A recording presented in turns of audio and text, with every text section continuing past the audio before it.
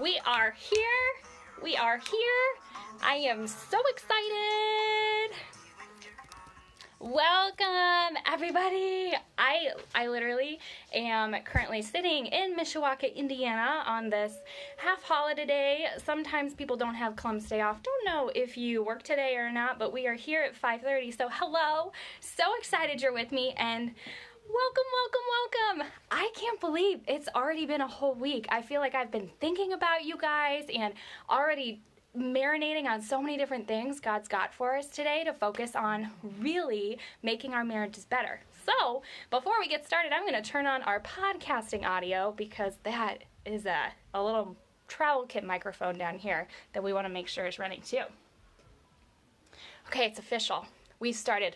Welcome to the Soul Family Live show and podcast, everybody. I'm so excited that you're here, and I am so pumped for what Jesus has for us today. There's going to be some incredible stuff that we talk about, and I literally have like pages of notes and things that I absolutely have to get into your ears and have you hear because God's got some great stuff for us this week. So welcome. I'm so pumped to be back here. Can't believe it's already been a week.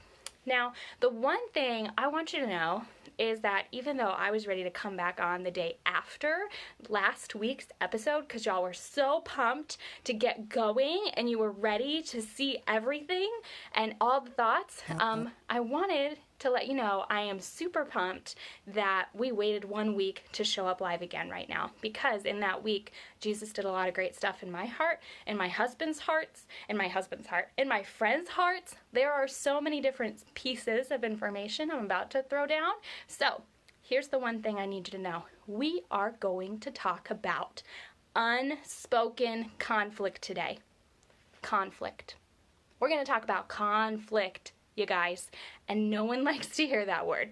We actually avoid it like as much as possible, as much as physically possible. Like, I have seen so many people, even myself included, just like completely shut down, leave the room, exit the situation, just totally avoid that conflict because it's uncomfortable, because it's a disagreement, because you don't want to talk about things that are hard. It's easier to just avoid it completely.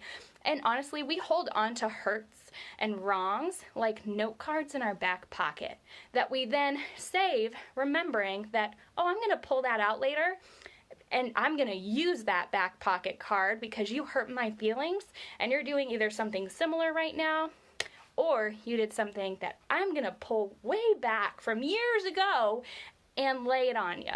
Guys, we keep hurts like cards in our back pocket. We do.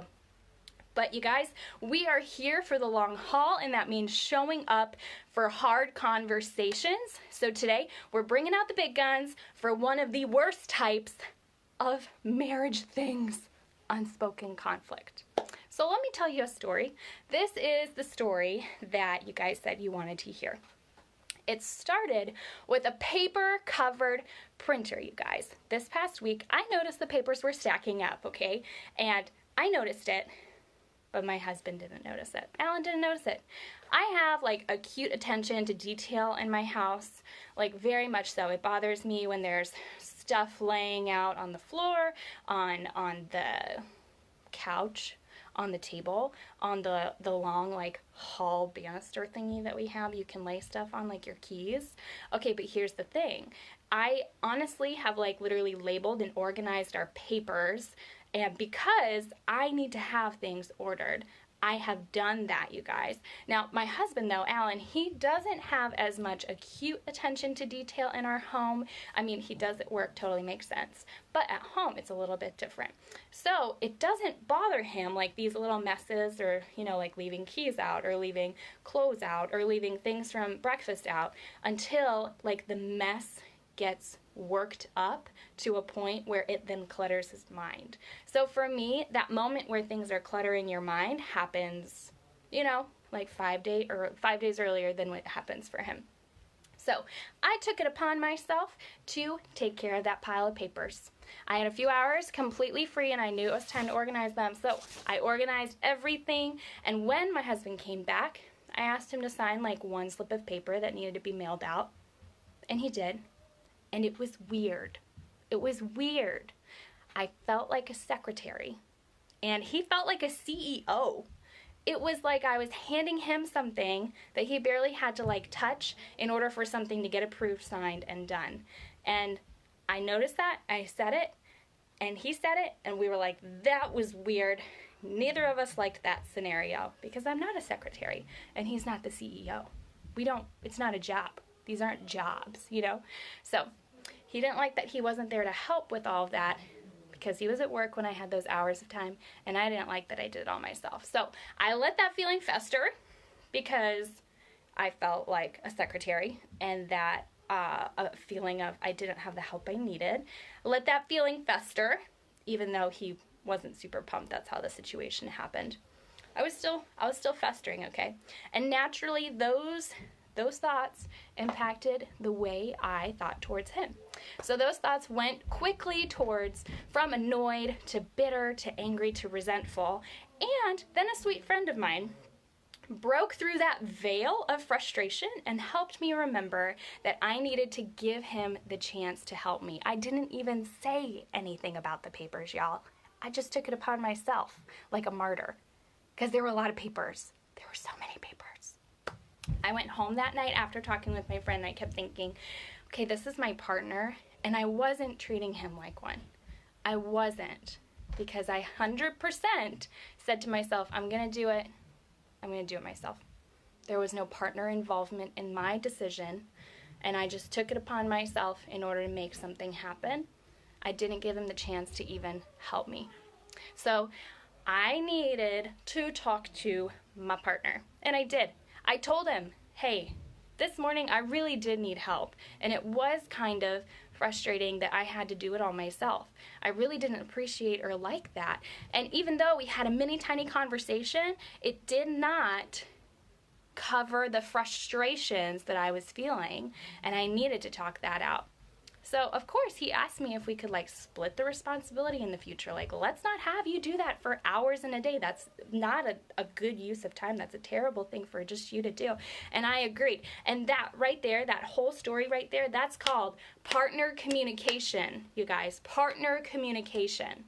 I literally had to get outside of my brain, outside of the thoughts I was saying, I have to do these things, and I'm going to do them because he's not going to do them. I didn't even give him a chance to say anything. So maybe for you it's doing dishes, or maybe it's taking out the trash, or maybe it's getting groceries, but I know there's an area in your life where you're thinking, just like sometimes I think, I shouldn't be the one to do that, and he should just know to do that. He should just know to do that. Have you heard that before? Have you thought that before? Probably, because you're human. So, what? What? He should know to do that? No. No. No. If you haven't discussed it, set up those responsibilities or ask for the help. Or if you haven't discussed it or set up the responsibilities or ask for the help, then that thought pattern of he should know to do that is setting yourself up for division and distance. That is what you're setting yourself up for, you guys. And that thought pattern, he should know to do it, is based on pride and ego.